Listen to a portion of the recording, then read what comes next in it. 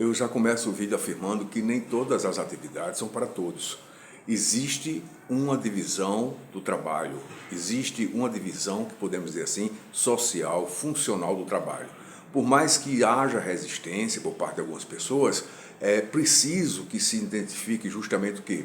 Um plexo de questões que são atreladas às atividades humanas, relativas justamente ao quê? Ao exercício do trabalho.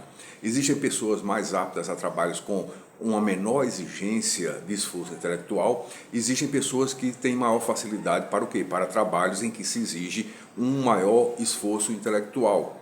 Então, levando-se isso em consideração, existem inúmeras subdivisões nessas duas categorias, sejam trabalhos físicos, de manufatura, sejam trabalhos intelectuais. E claro, obviamente, nós temos um prejuízo muito grande, significativo no âmbito específico da docência. Existem pessoas que têm problemas de comunicação, existem pessoas que não gostam justamente do quê? Do exercício aprofundado da leitura e querem ingressar no campo universitário, e querem insistir no campo universitário. Isso prejudica, inclusive, a formação dos próprios alunos, que são aqueles que estão sujeitos a esse tipo de profissional que é negligente. Pois esse tipo de profissional muitas vezes busca a docência por conta justamente de uma estabilidade ou de um status que faça com que ele seja reconhecido como um intelectual, quando na verdade ele é um pseudo-intelectual. Não está se exigindo que a pessoa publique muitos livros, mas ela pode comprovar a sua cultura geral a partir das exposições em sala de aula, demonstrando que leu, como se preparou para ministrar aquela aula, como ela fez os apontamentos, como ela pôde se esforçar e se dedicar sobremaneira a todo vamos dizer assim, todo o trabalho de docência para fazer com que mais informações relativas, inclusive à vida prática, podem ser justamente transformadas em conteúdo enriquecedor para a formação dos seus alunos.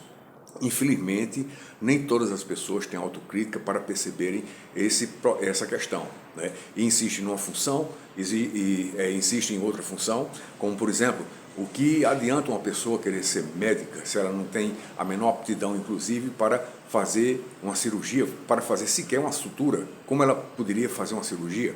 Então, é assim que a gente tem que encarar. Não é questão de defender a divisão do trabalho como forma excludente, não.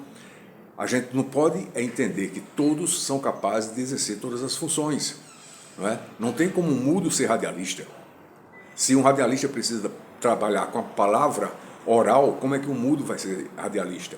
Não tem como uma pessoa que, de modo explícito, declara que não gosta de cultura geral. E como é que ela pode ser considerada um bom docente se ela rejeita a própria cultura geral?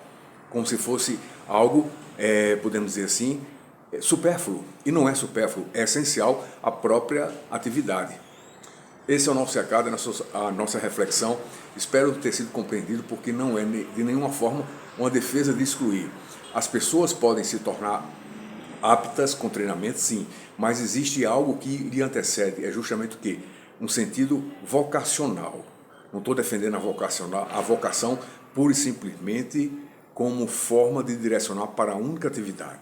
Então, quem trabalha bem em comunicação pode ser um radialista, pode ser um professor, pode ser um publicitário, pode ser um conferencista. Não é? Quem não trabalha bem com comunicação, mas tem habilidade de raciocínio formal, pode ser um bom matemático, pode ser um bom financista, um bom contador e assim por diante. As pessoas podem subir degraus, podem alcançar níveis diferentes, podem treinar suas habilidades, mas existe algo das diversas competências que deve se considerar as diversas inteligências, tal como expôs o Howard Gardner. Abraço fraterno a todos.